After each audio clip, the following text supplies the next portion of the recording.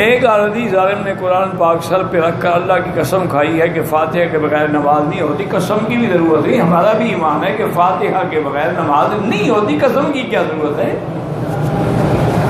بھائی؟ یہ تو حدیث رسول اللہ ہے، لا صلاۃ الا بفاتحۃ الکتاب، کہ کوئی نماز نہیں جب تک کہ فاتحہ نہ پڑھی جائے۔ آپ مجھے یہ کریں کہ کوئی نماز دکھائیں جس میں فاتحہ نہ ہو۔ مثلا میں نے نہ پڑھی لیکن امام نے تو پڑھی نا، فاتحہ تو آ گئی نا نماز میں، تو نماز تو بغیر فاتحہ کے نہیں ہے نا۔ باقی یہ ہے کہ امام ابو حنیفہ رحمۃ اللہ علیہ جو فرماتے ہیں کہ بھئی مقتدی نہ پڑھے، وہ گھر سے نہیں کہتے، وہ بھی کہتے ہیں کہ یہ قرآن ہے کہ جب قرآن پڑھا جائے تو سنو اور چپ رہو، اور یہی حدیث صحیح ہے۔ ابی موسیٰ اشعری رضی اللہ عنہ راوی ہے، مسلم شریف کی حدیث ہے کہ اذا قرأ فانصتوا، جب امام پڑھے تو تم چپ رہو۔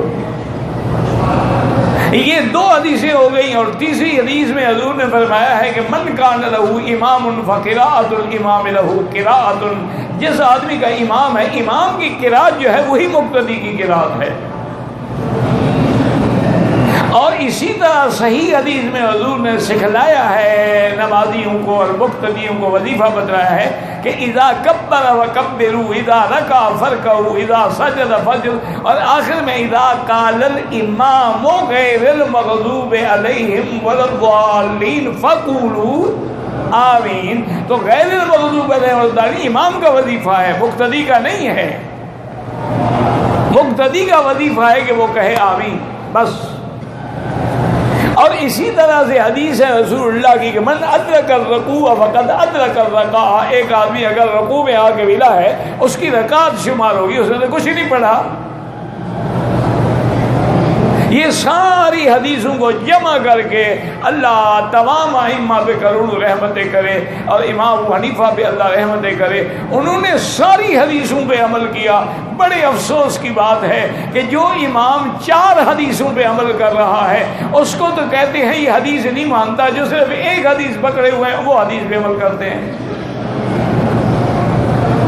امام صاحب نے کہا کہ لا صلاۃ الا بفاتحۃ الکتاب، یہ ہے کہ جب تم اکیلے ہو یا امام ہو، اگر مقتدی ہو اذا قرأ فانصتوا، چپ رہو،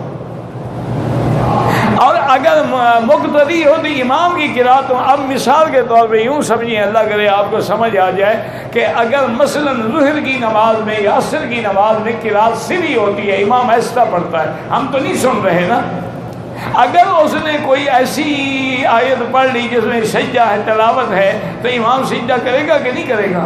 کرے گا۔ ہم بھی کریں گے ہی نہیں کریں؟ جب ہم نے سنا ہی نہیں، پڑھا ہی نہیں، تو ہم کیوں کریں؟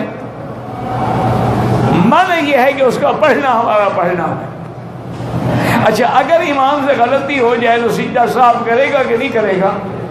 تو اگر امام سجدہ صاف کرے، ہم بھی کریں گے یا نہیں کریں گے؟ تو ہم نے تو غلطی نہیں کی، ہم کیوں کریں؟